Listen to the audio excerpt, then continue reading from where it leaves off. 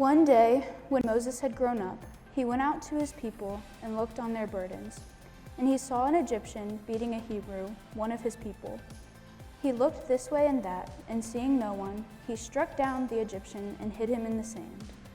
When he went out the next day, behold, 2 Hebrews were struggling together. And he said to the man in the wrong, "Why do you strike your companion?" He answered, "Who made you a prince and a judge over us? Do you mean to kill me as you killed the Egyptian?" Then Moses was afraid and thought, "Surely the thing is known." When Pharaoh heard of it, he sought to kill Moses. But Moses fled from Pharaoh and stayed in the land of Midian, and he sat down by a well. Now the priest of Midian had several daughters, and they came and drew water and filled the troughs to water their father's flock. The shepherds came and drove them away, but Moses stood up and saved them and watered their flock. When they came home to their father Reuel, he said, "How is it that you have come home so soon today?" They said, "An Egyptian delivered us out of the hand of the shepherds, and even drew water for us and watered the flock." He said to his daughters, "Then where is he? Why have you left the man? Call him, that he may eat bread." And Moses was content to dwell with the man, and he gave Moses his daughter Zipporah.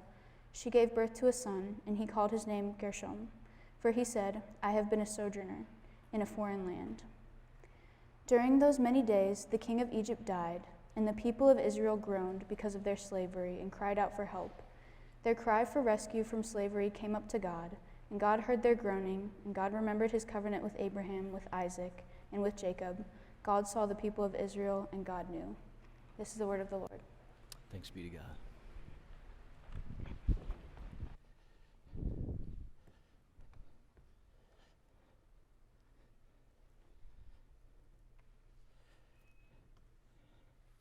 Thank you, Laurel. Hearing you sing is just, I don't know if all of you can hear all of you the way I hear you, but hearing you sing about the gospel of Jesus and what he has done for you and what he is doing in you right now, man, it's so life-giving. The gathered church matters. It really does matter to be with God's people and hear someone else, because you may have had a hard week. You may have received that phone call this week and that diagnosis or that thing that you didn't want to happen to your family. And sometimes the word of the gospel is stronger in our brothers and sisters than it is in us.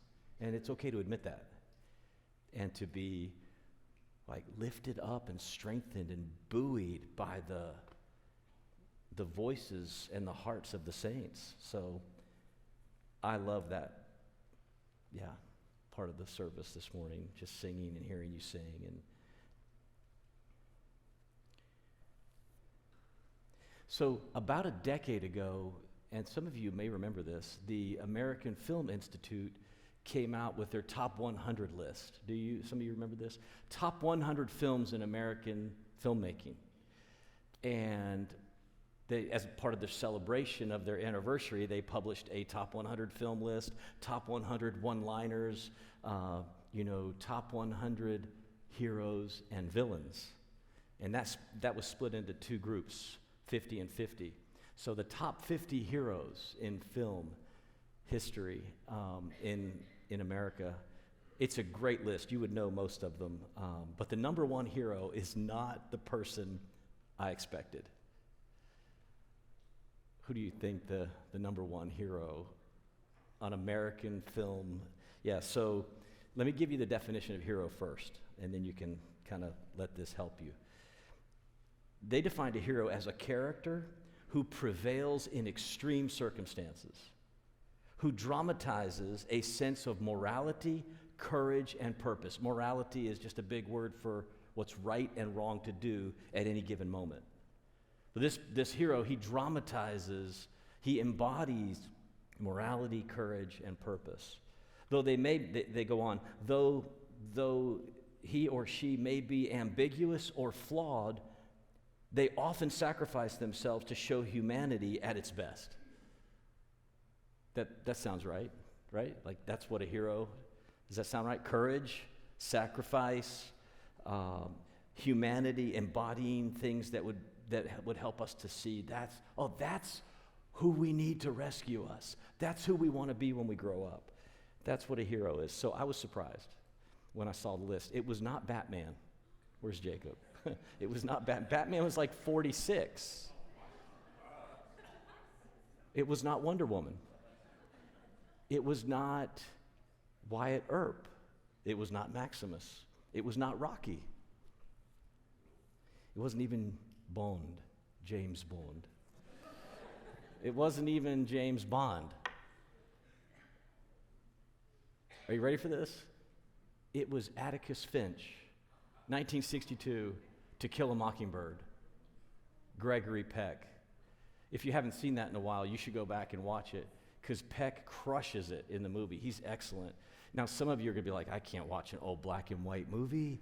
It's just too slow. But you need to let the slowness work for you and get you to this moment in the movie where this guy is absolutely heroic.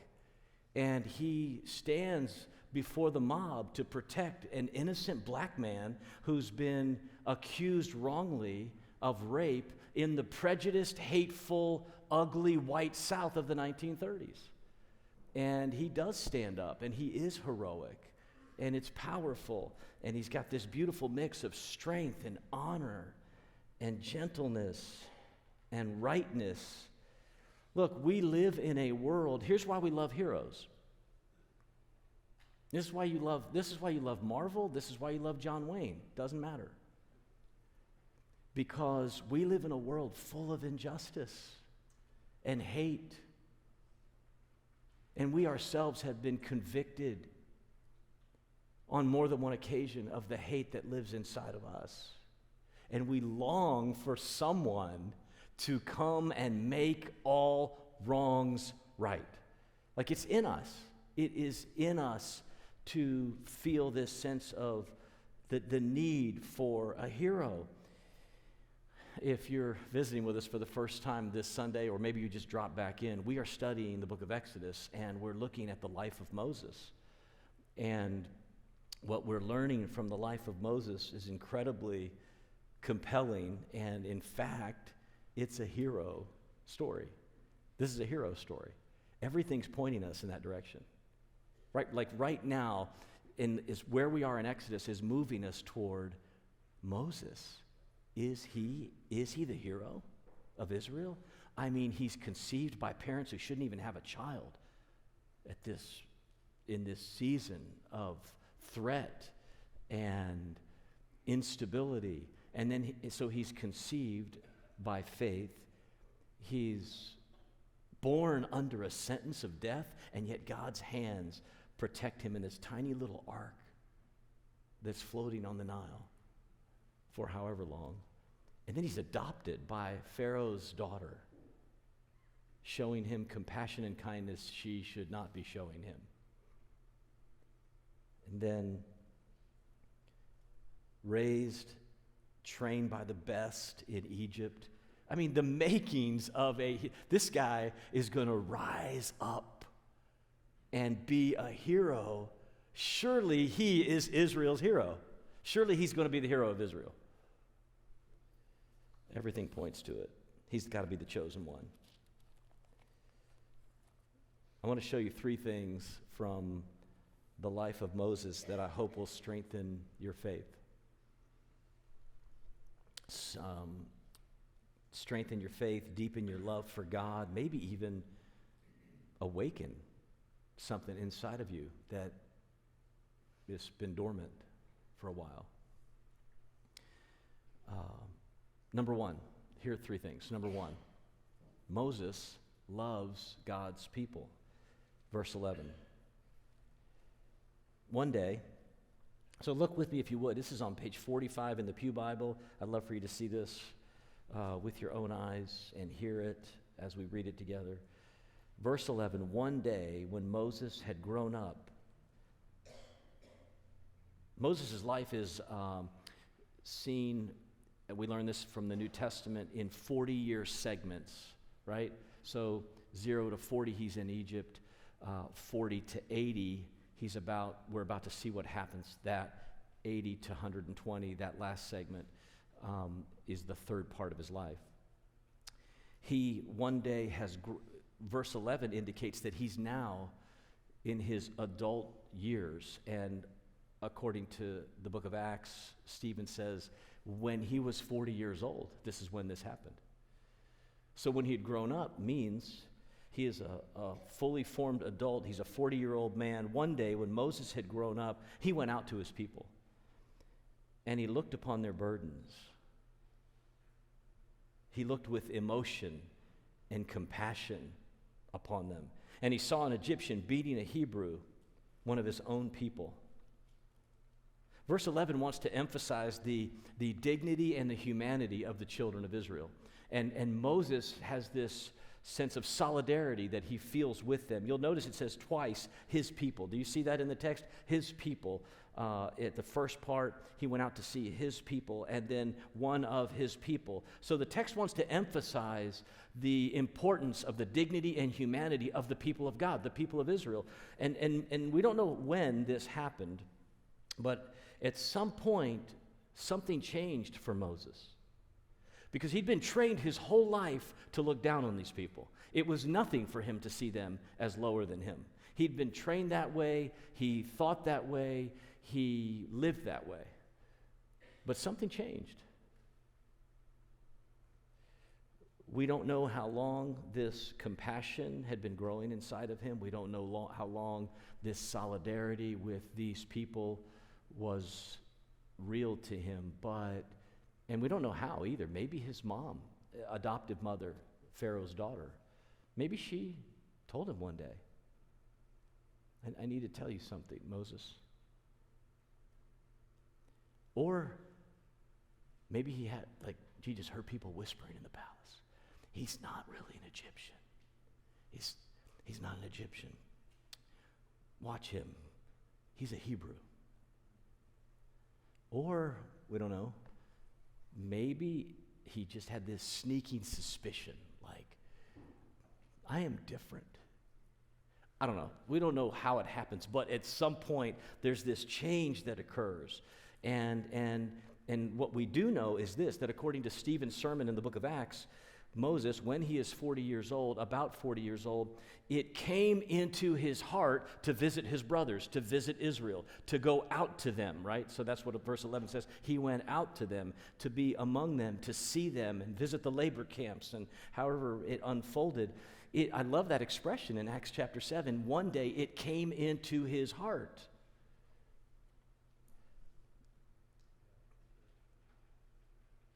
This is Stephen's way of describing what happened in Exodus chapter 2, verse 11. One day, it came into his heart. Something happened to him. He went out and Moses saw what he had seen 1,000 times before. He saw an Egyptian beating a Hebrew, and he'd been able to walk away from it so many other times, right? But he couldn't on this day, because it came into his heart. It's like a dam broke, and a flood, a lifetime of seeing the accumulated pain and suffering of God's people just overcame him, and he couldn't walk away from it anymore.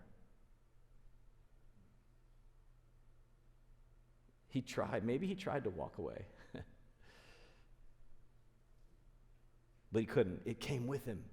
Their burdens, it says. Their burdens came with him. The shame, the prejudice, the physical pain, the solidarity that was growing inside of him. There was no turning back. So something happened to him. I'm going to call it some kind of gospel reversal. There's a gospel reversal that began to shift inside of him. We know this because Hebrews chapter 11 in the New Testament says this.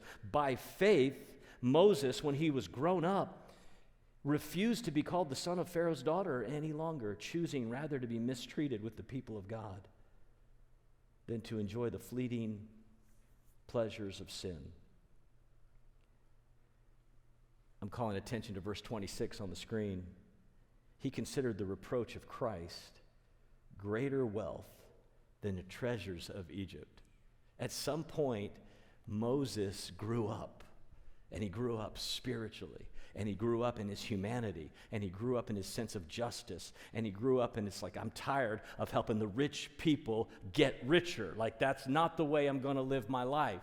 I'm tired of watching the powerful people just get more and more power. I'm not going to live that way anymore. I'm going to look to God. I'm going to be changed by God. And he was.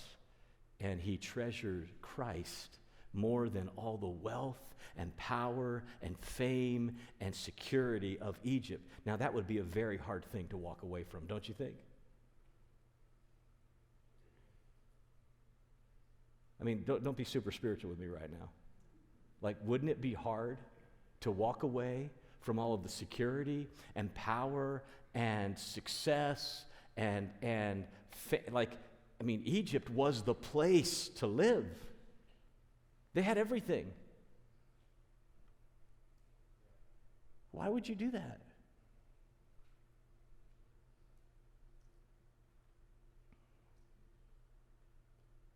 Something happened inside of him. Moses experienced gospel change. Moses was powerfully changed by God, and it awakened in him a sense of compassion and justice and all these things we've already said. All right, so Moses loves God's people, and he loves God's people enough to really start to see with clarity what matters most in life. And he does. And so, like, right now, he's on the hero track. This sounds good, right? This sounds like we're heading in the right direction. Like, he's tracking to be, surely he's the hero of Israel. Verse 12. Well, not so fast, right? Because Moses is deeply flawed. The same day that compassion came into his heart, something impulsive, unrestrained, and even hateful came out of his heart. What did he do in verse 12?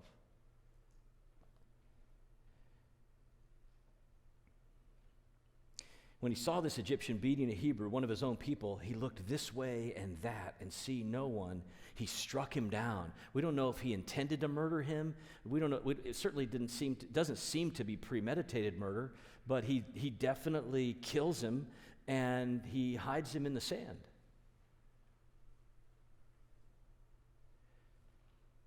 Moses has this holy zeal. He wants to do something for God, but it is a zeal. It's a zeal without wisdom. And it's impulsive. And he took matters into his own hands. And he's going to save God's people his own way. I mean, he's on the vigilante track right now. He's going to do this. And yet God's not ready for him to do this. Have you ever found yourself just deeply convicted about something, but then you ran ahead of God anyway to execute it? Has that ever happened to you? It's happened to me. Like, 100% sure this is the right thing to do, and then we do it the wrong way. That can happen. And that's what happened to Moses. He had the right idea. I mean, someone needed to step in between this Egyptian taskmaster and this innocent Hebrew who's been beaten again and again and again. There is, though, something missing in Moses' response. And I think we might call it an attendant mercy, like a mercy that is present, a mercy that's governing, a mercy that is controlling and restraining. And Moses did not have that. Moses, like you and I, is just deeply flawed. Some scholars have tried to justify Moses' killing and not call it murder, but I think it's pretty clear from the text itself that this is wrong. What he does is wrong. Do you see any clues in verse 12? What are some clues in verse 12 that this is not the right thing for Moses to have done the way that he did it? Well, the first clue is right there in verse 12. He looked this way and that. Do you remember the last time you were trying to make that traffic light And you saw it go from green to yellow. You're like, I'm good. But then you also looked this way and that. Like, I just want to make sure there's no Roanoke County police officers who I deeply respect. And you went through the light anyway. So looked this way and that is a clue toward culpability, right? There's a second clue. He did what with the body? What did he do with the body? He hid the evidence. Now, last time I checked, when I'm right about something, I want the evidence to come to the center of the courtroom, right? If you're right about something, you're not afraid for the evidence to come out. But he buried, like Moses feels, this is all happening very quickly for him. And we hear this in testimonies of people, it all just happened so fast. And I shouldn't have. And then he buried the body. There's a third clue.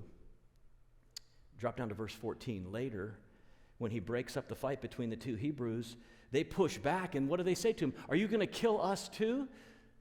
And Moses, it says, was afraid.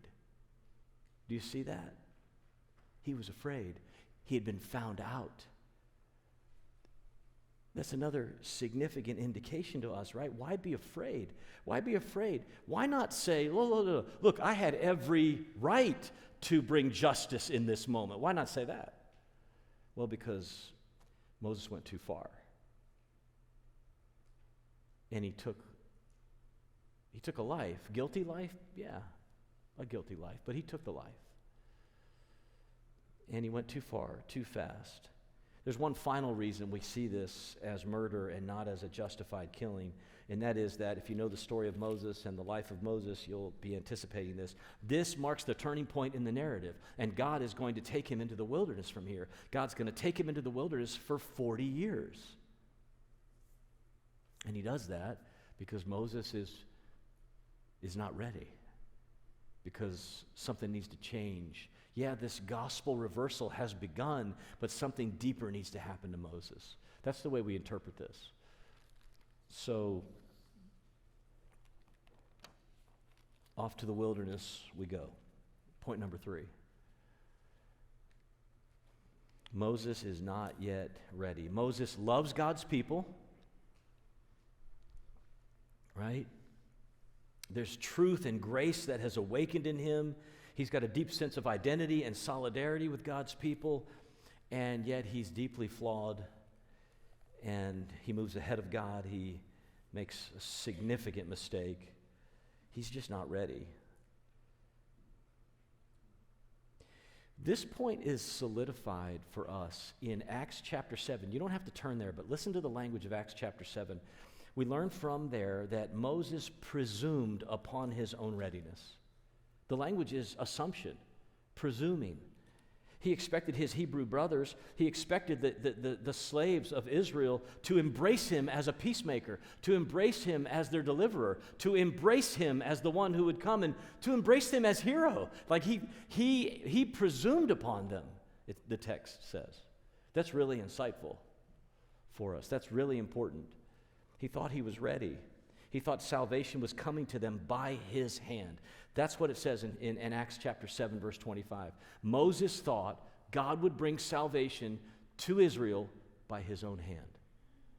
And I take that to mean Moses is not quite ready for God and God's hand to be the one that leads them out through Moses. There's a big difference between really letting God lead you and seeing yourself in some sort of righteous vigilante effort to make things right now. He thought he was ready. He was not ready. God's people were not ready. That brings us to verses 15 through 22. I'll pick up in verse 15. When Pharaoh heard of it, he sought to kill Moses. But Moses fled from Pharaoh and stayed in the land of Midian. From your perspective, Egypt would be here, and Canaan over here, and Midian way down here. So Moses goes as far away as he possibly can, within reason, and he's running. He's going into the wilderness, and he stops by a well. He's no doubt stopped at several other places to get water and food, but now he stops in a more permanent way in verse 15, and he sits down by a well. And the priest, this is verse 16, pick up with me in verse 16. Now the priest of Midian had 7 daughters, and they came to that well to draw water. And they filled the troughs to water their father's flock. The shepherds came and drove them away, and this apparently was a recurring problem, right? But Moses stood up and saved them, and he watered the flock. I mean, this is like, it says there's several shepherds. Moses was a dude. Moses is like, no, these ladies are going to get to do this. So he saves them. When they came home, they said, you're not going to believe this, because their father's like, why are you home so early? It doesn't normally happen this way. They said, well, an Egyptian delivered us out of the hand of the shepherds. They think he's an Egyptian. They think Moses is an Egyptian. And he delivered us and even drew water for us and watered the flock. Well, bring him to us. Let's feed the guy. Bring him home. Let me meet this guy.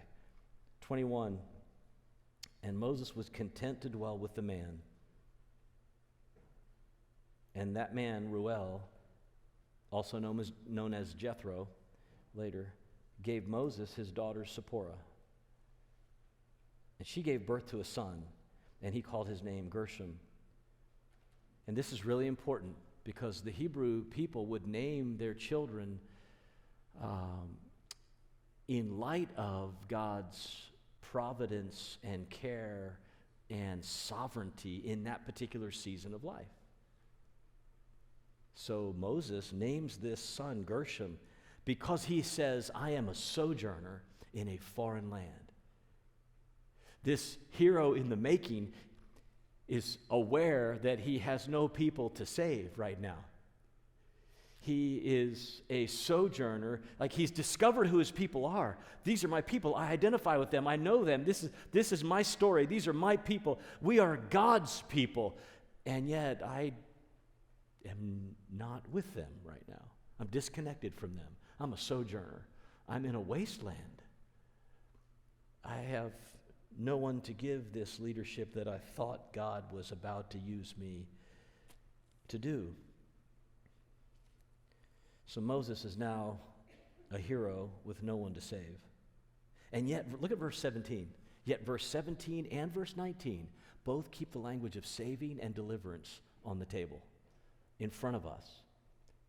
Sort of just a reminder. This man, he is going to save, deliver, and lead them out of Egypt, but he's not quite there yet. He's going to need some time in the wilderness. God is going to use Moses, but he's going to need time in the wilderness first. This is one of the hardest thoughts that you will ever process as a Christian. I hope you are starting to think about it. God is doing something, and he's doing it when he takes me into the wilderness. The wilderness is a significant biblical theme for spiritual formation, for growing up in Christ. No one wants to go to the wilderness.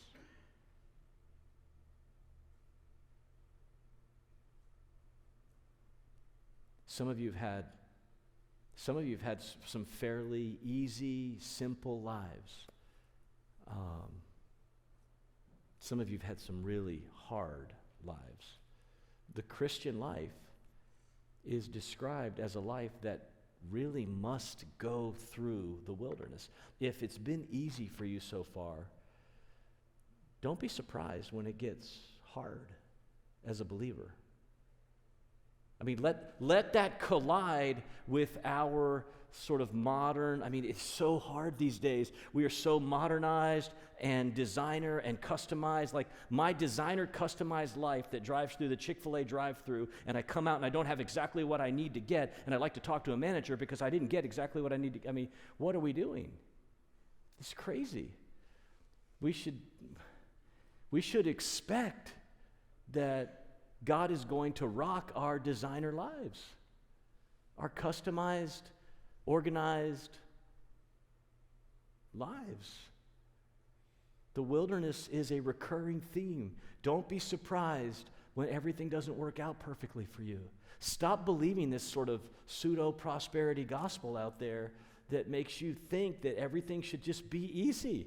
This is a broken, fallen world. This is a dark, evil world. We are broken, fallen creatures. The wilderness is real. And God, in His amazing grace, it is worth observing that this very thing happens to Jesus, the sinless Son of God, that the Spirit leads Him into the wilderness for 40 days and 40 nights to tempt and try and test, to prepare. Not because He was sinful,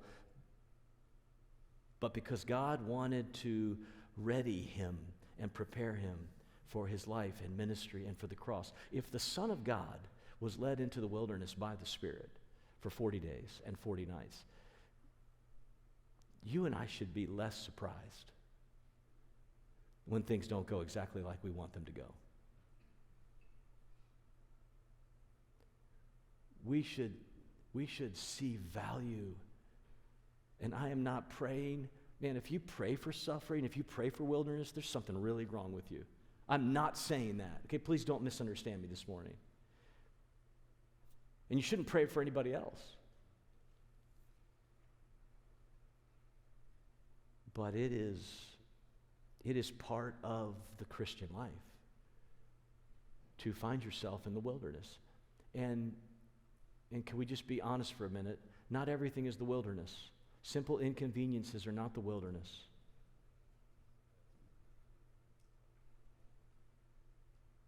Are you with me?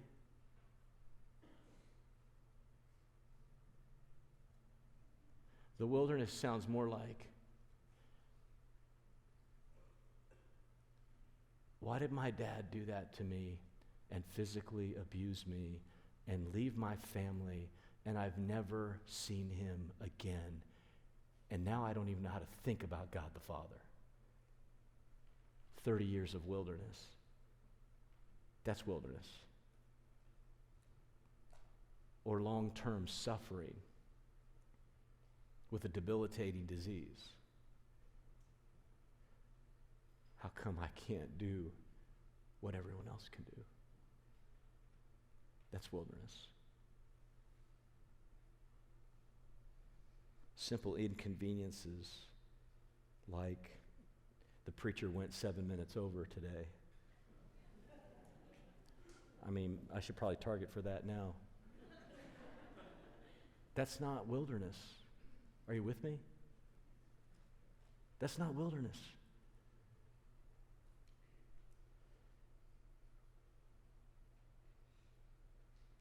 Do you remember Numbers chapter 12? This is said of Moses. Moses was this strong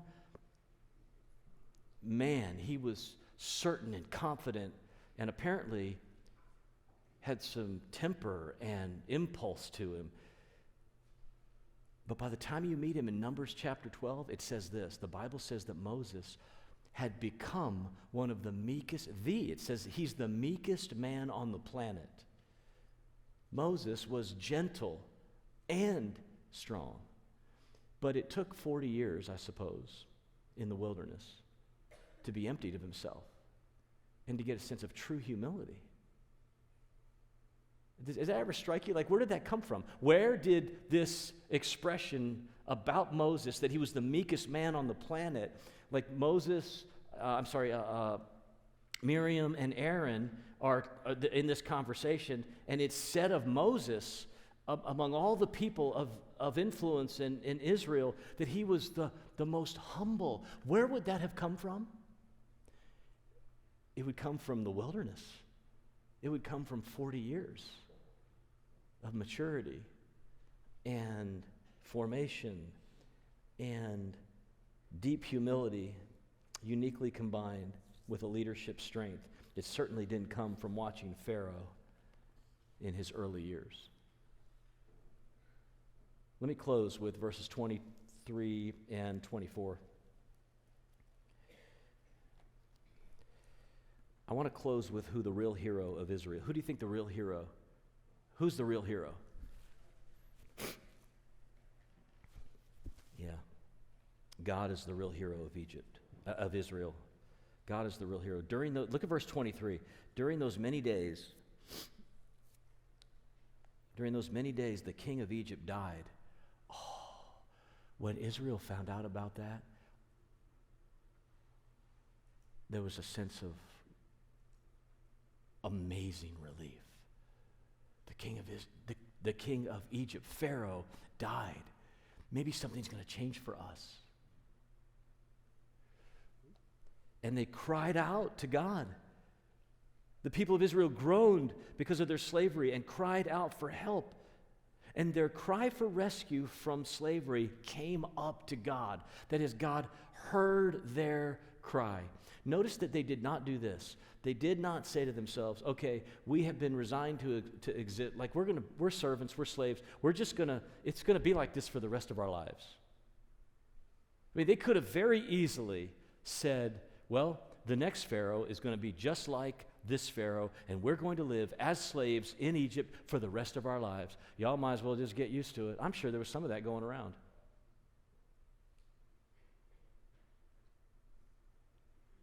But that's not what they do as a people. What they do as a people is they cry out to God. Note to self, when you feel like you are resigned to a servitude, when you are enslaved in sin and your life is enslaved in bondage and you just don't know how, if ever, you could get out and you want to give up. Like when you want to give up and just resign yourself that this is just the way it's going to be. Don't do that. Don't do that. Don't try to save yourself. Do something else. Cry out to God. This is what the scriptures say. They cried out to God, and their cry came up to the Lord, and the Lord heard their cry. There are 4 statements I want you to mark or note. God heard, God remembered, God saw, and God knew. The emphasis in these last 2 verses, and this is sort of like a transitional paragraph. It's not a long one, but it's a transitional statement. And these will be woven throughout the story of Exodus, and you're going to see them pop up here and there. This is one of them, and it's designed to put God at the center of the story. God heard. God remembered. He heard their cries and their prayers. He remembered his promise to Abraham, Isaac, and Jacob. God saw every beating. God saw every spit in the face. God saw every dehumanizing act of Egypt against his people. And God knew. God knew. Not just informationally. Of course God knows. God knows everything. God's omniscient. No, that's not what it means. It means God knew, like relationally knew. He felt it. He heard their cry. So I don't know where you are today, but some of you might be tempted to give up. You might be like, I guess it's just going to be the way that it is. And you've just sort of resigned yourself to, maybe you've just resigned yourself to an alcohol addiction, or to a pornography addiction, or to a gambling addiction, or to just worrying all the time. I'm just a worrier. That's just what I do. I just worry. Whatever the thing is, and yeah, you know what it is. Whatever the thing is, you're going to be tempted just to say, like, this is just the way it is. Don't do that. Don't do that. If you will cry out to God, if you will pray, if you will surrender, if you will cry out to the Lord, and you will say, God, please help me. I am so confident that he will hear you. Now, he might not fix it tomorrow, but I'm so confident that he is at work. And you know why? My confidence comes from Hebrews chapter 5, where the Bible says that Jesus cried out to God. Jesus, the Son of God. Jesus cried out to God. It says, with loud cries and tears, he prayed on the cross, Father, save me. And the Father did save him. He died, he was buried, he rose. Like the resurrection of Jesus is the exclamation point that God saves. And if he did that for Jesus, who died in your place to make your cries meaningful, to make your hopelessness hopeful, he wants to do that in your life through Christ. So I'm certain that he will hear your cry because he heard the cry of Jesus for you already on the cross. This is what we believe. Christianity teaches that Jesus came and lived a sinless, perfect life and endured suffering and he endured seasons in the wilderness for us. And he's the true Moses. He's the true and greater Moses who leads us out of bondage. And it's our condition, our fallen condition, that constantly wants to go back to Egypt and find security there and think this is, we're just going to be like this. We're just going to be stuck for the rest of our lives. You don't have to be stuck for the rest of your life. You can find freedom and hope and new life in the one who cried out for you. Jesus. Do you have a hero? Do some of you have like a real hero that you think about all the time? You should have a hero. You should have a bona fide hero. And I'm not talking about Captain America. I could do this all day. I'm not talking about that. I'm not even talking about Atticus Finch. You need a real eternal hero. So I want to pray this morning that we would start seeing Jesus. What would it be like if this room was full of people who started seeing Jesus Christ, the risen Son of God, as their personal hero? And I'm not saying you go get a t-shirt and a bumper sticker that say Jesus is my hero. Don't do that. I'm just saying, you can if you want to. But I'm just saying live like you're living for someone more who has saved you and is your greatest treasure. And you're like, he's going to save the day. Today stinks. I almost said the other word, but today stinks. But I got a hero. He's going to save the day. He's not just going to save today. He's going to save the whole thing. Let's pray.